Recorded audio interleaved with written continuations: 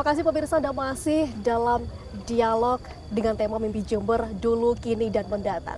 Kalau kata orang sih, banyak belajarlah dari masa lalu. Karena dari sanalah Tuhan banyak menyelipkan banyak contekan ujian untuk masa depan. Begitu Pak Hendy. Kembali lagi ke pertanyaan tadi. Ya.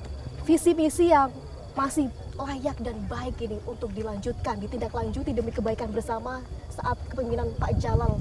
Menurut Pak Hendy. Tadi udah dijawab sama mbaknya sendiri. Barusan yang sebelum menyampaikan pertanyaan udah dijawab barusan.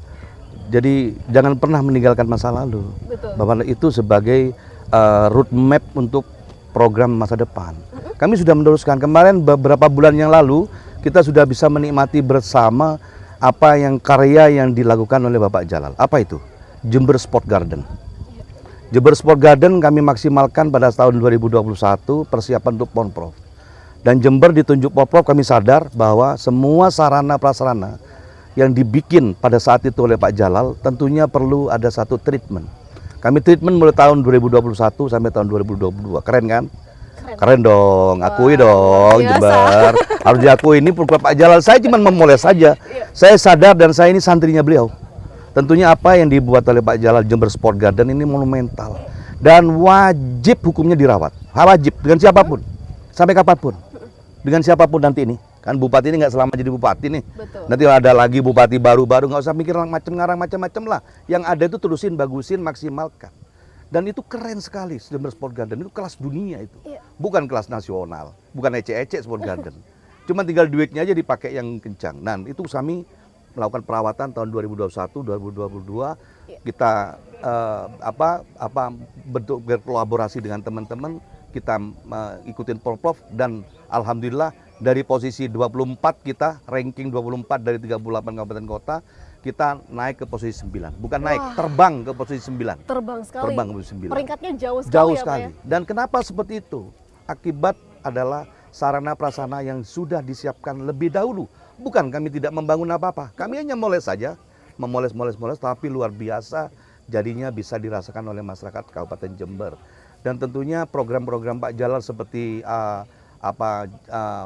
sudah saatnya Jember apa itu Pak, BBG ya, BBJ bulan berkunjung ke Jember. Suasana bulan berkunjung di Jember yang dipakai Pak Jalal itu menginspirasi saya untuk mengatasi inflasi di tahun 2021, 2022. Dan kami buktikan dengan pada saat itu Pak Jalal menyampaikan bulan berkunjung di Jember. Bulan. Kami kalau enggak, saya teruskan, dan namanya murid kan harus bisa berkembang. Betul. Kalau enggak berkembang, itu namanya muridnya enggak berkembang itu namanya. Murid telo namanya itu ya. Saya lakukan itu dengan apa? Saya gerakan bukan bulan berbagi, tapi setiap hari kita hari berkunjung ke Kabupaten Jember. Dengan apa? Kami menggerakkan UMKM dan kami bilang kepada Pak Camat semua, Pak Camat harus mempunyai kegiatan sebanyak mungkin di outdoor. Di outdoor, sertakan UMKM seperti hari ini. Hari ini, dan kami termasuk beberapa organisasi kemarin dari saya sampaikan aja dari Muhammadiyah mau ngadakan muktamar Pak Jalal kemarin mau di gedung. Saya bilang jangan dong, alun-alun dan gitu. Muktamar dan alun. Tapi minta tolong saya sertakan UMKM saya. Saya punya ribuan UMKM dan kami punya tenda semuanya. Itu dilakukan. Apa yang kami dapat?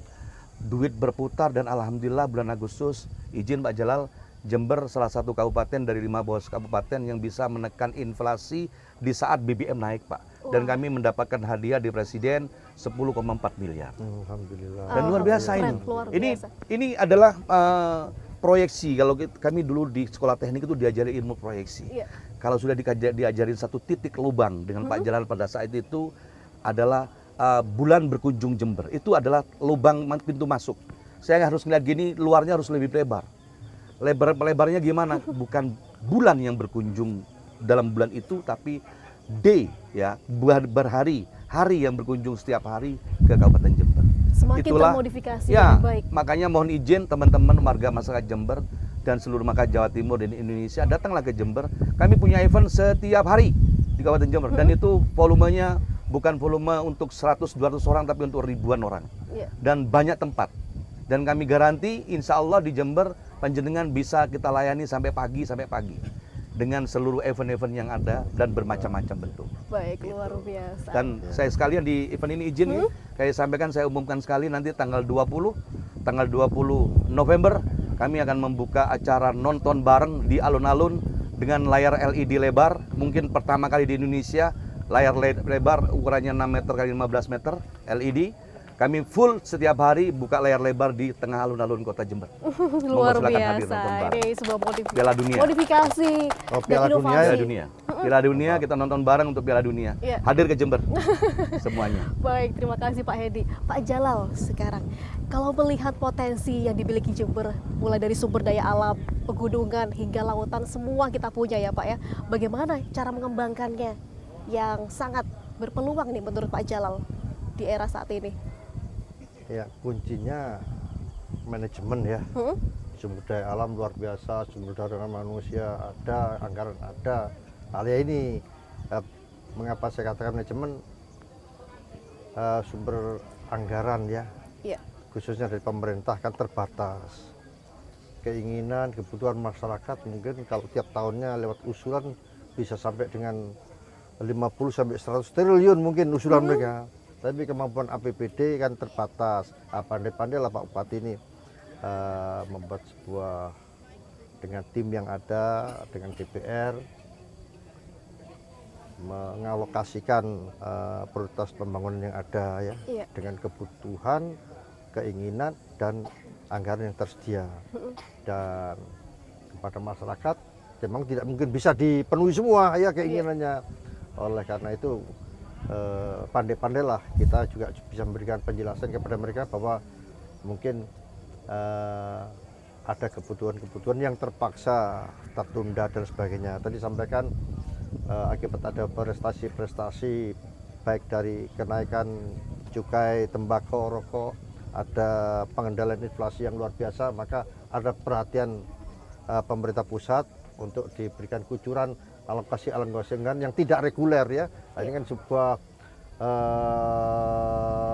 kejutan yang itu bisa kita manfaatkan ya. Jadi kuncinya manajemen lah ya. Iya, Ya, betul sekali. Pak Hedi tadi menyinggung sedikit soal bulan berkunjung ke Jember. GLC kita punya begitu Pak, Ya. potensi seni Ya. yang sudah mendunia bahkan. Dan sebenarnya kalau menurut Pak Jalal sendiri, untuk mengera kekinian kan begitu loh, untuk bisa mengembangkan GLC di era saat ini seperti apa Pak? Insya Allah Pak Bupati lebih paham daripada saya gitu Ada ya. inovasi Dia baru udah begitu ya, Pak ya? tinggal di Jakarta lama ya. Jadi kuncinya ya sekarang eranya era digital ya. Jadi mau tidak mau digitalisasi 4.0 itu ya ya harus kita manfaatkan ya. Iya. Fasilitas-fasilitas yang ada.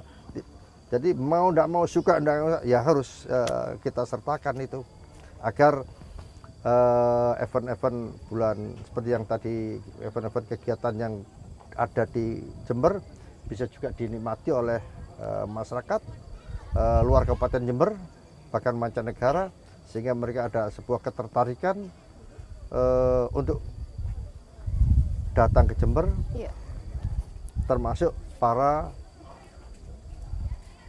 seniman, budayawan, ataupun aktivitas-aktivitas apapun ya, ekonomi, sosial, kemasyarakatan maupun seni di Jember dipacu oleh Pak Bupati dengan memanfaatkan fasilitas-fasilitas era digital maupun 4.0 yang sudah ada sekarang, tidak bisa lepas itu ya. Lah penjenis-penjenis semua sebagai pelaku informasi ini juga bisa Betul mendukung sekali. ya. Ini terlihat dari feed Instagramnya Pak Hedi ya. Iya. Sangat full sekali. Setiap hari selalu ada video Iya, baru iya. begitu kan, memanfaatkan Iya, dunia iya, digital iya. begitu. Saya tidak punya, saya sudah ketinggalan lah. Tidak ada kata ketinggalan Pak, bisa buat akun dari sekarang. Nah Pak Jalal tadi menyinggung Pak Edi sedikit Iya. tentang hasil potensi perkebunan kita begitu. Iya. Nah melihat dari semisal tembakau, Iya. bagaimana untuk bisa mengembangkan mungkin dari petani dan juga kerjasama dengan perusahaan pertanian? Ya, jadi tembakau kita sudah tidak bisa dipungkiri lagi, tinggal mempertajam lagi. Masalah sekarang bayar pembelinya ya, Iya. pembelinya. Kalau sedang mutu macam-macam sudah ada semua.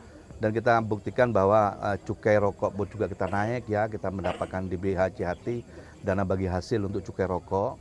Dan kami sekarang ini sedang bekerja sama dengan PTPN 10 untuk membuat museum. Museum sudah ada museum tembakau, cuman kita akan lebih pertajam lagi museum tembakau yang memang dibuat untuk 3D ya. Jadi orang untuk apa tembakau? Apakah tembakau ini memang sesuatu yang memang harus disingkirkan, memang harus dikembangkan. Dikembangkan di sisi kesehatan, di satu sisi ekonomi, dan ini perlu ada edukasi. Semua orang perlu edukasi bahwa sisi manfaat dan mudarat, ini di mana posisi mudarat, di mana posisi manfaat. Manfaat untuk di mana, bagaimana mentreatment posisi kemudaratan itu bisa lebih kecil kemudaratan, tapi manfaatnya lebih besar. Dan ini perlu edukasi, perlu satu museum yang memang edukasi betul di dalamnya dan menyenangkan buat orang yang suka merokok maupun yang tidak merokok. Juga yang tidak merokok di situ bisa melihat apa satu kebaikan-kebaikan, manfaat-manfaat. Ya, yang merokok pun juga bisa beredukasi, bisa memahami lingkungannya yang bisa tidak tercemar, kan gitu ya. Iya. Hal itu perlu ada satu museum yang memang harus kita pastikan. Ini kenapa museum ini apakah untuk itu saja? Tidak. Kita untuk mempertahankan para petani-petani kita. Sekarang jangan lupa Mbak, ini ke depan ini saya sampai hari ini masih ada satu kekhawatiran tentang milenial yang mau jadi petani. Karena petani itu konotasinya hitam, rugi terus, bayarnya murah. Padahal jadi petani itu luar biasa. Bisa sukses juga. Bisa sukses sekali. Nah ini ke depan ini negara atau kabupaten, provinsi atau kabupaten yang bisa eksis ke depan itu yang bisa mempertahankan lahan pertaniannya. Karena perut kita ini bukan diisi dengan BBM, bukan diisi dengan harta karun, tapi diisi dengan beras, makanan. Betul sekali, Pak. Tidak akan pernah berubah sampai kiamat nanti. Jadi Anda punya uang satu gunung, tapi tidak punya makan, nggak bisa apa-apa, tetap lapar. Tetap harus ada makanan. Iya. Nomor satu. Ilmu juga begitu, ilmu kita setinggi langit ke dalam bumi lah katakan, tapi Anda lapar perutnya, tidak makan, tidak bisa diterapkan ilmu itu. Ada edukasi di situ, Nah, ada inovasi. kunci utama bukan artinya makanan itu yang utama, tidak juga, tapi kita harus di warning, hati-hati tentang makan. Nah, ini ekonomi ke depan justru di Jember dengan lahan pertanian perkebunannya yang nomor 3 terluas di Indonesia. Di Indonesia cuma ada 3 Mbak, yang terluas. Jember nomor 3 Wah. terluas. Ini harus kita pertahankan, makanya kami sekarang sedang menyelesaikan segera rencana tata ruang dan wilayah RT RW kita untuk mempertahankan itu. Dan lebih-lebih lagi saya mohon kepada teman-teman adik-adikku semuanya, ayo belajar petani di Jember luar biasa pertaniannya. Kita harus bekerja bersama-sama, insya Allah harga pertanian akan kita lebih bagus dan insya Allah 2023 kami akan membuat pabrik pupuk supaya kelangkaan pupuk tidak bisa kita atasi segera. Baik, luar biasa. Nah, semua sektor dan cita-cita itu tentunya berangkat dari sebuah akses yang harus dibuka terlebih dahulu ya Pak. Pak Jalal, dulu Bandara Noto Hadinegoro yang mungkin diprakarsai oleh Bupati sebelumnya Bapak Samsul Hadi Siswoyo, namun dikembangkan di era Bapak. Sebenarnya bagaimana Pak untuk bisa mengembangkan akses yang menjadi aset penting yang dimiliki oleh Jember? Nah, tapi jangan dijawab dulu, kita akan rehat sejenak. Pemirsa jangan kemana-mana, tetaplah bersama kami.